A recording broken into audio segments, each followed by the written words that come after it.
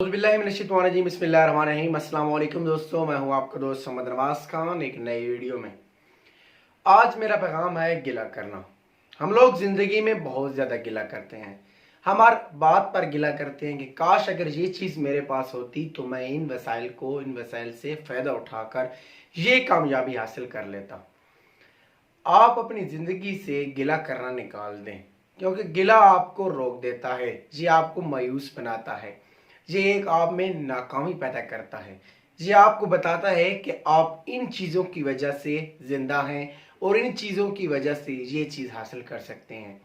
बल्कि आप उन चीज़ों में खुशी ढूंढें, उन चीज़ों में अपनी दिलचस्पी लें जो चीज़ें पहले से आपके पास मौजूद हैं।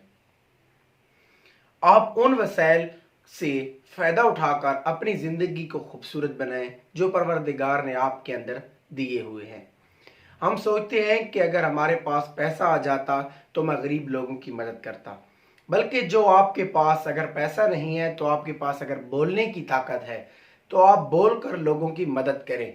उनके साथ उनके जुल्म में जो उनके साथ ज्यादती हो रही है उसमें आप उनके साथी बने और लोगों को बताएं कि इन लोगों के साथ ये मसाइल हैं, उनकी मसाइल लोगों को बताएं। आप उनके स्पीकर बने।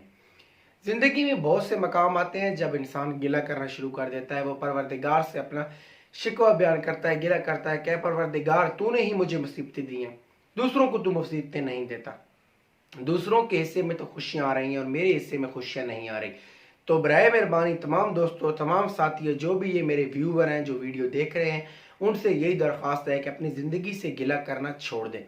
आप गिला करते रहेंगे, वक्त निकलता जाएगा। जब वक्त निकल जाएगा तो वक्त वापस नहीं आता, और जब वक्त वापस नहीं आता तो आपकी उम्र भी ढल जाएगी और आप वो काम जो आप इस उम्र में कर सकते हैं वो अगले 10-20 साल में आप नहीं कर सकते।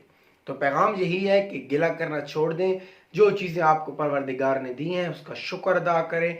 उसका शुक्र अदा करने क्या, परवरदिगार तूने मुझे ये चीज़ें दी है, अगर ये भी नहीं दी होती तो ये भी तेरी रज़ा, इसी में मैं खुश रहता। शुक्रिया।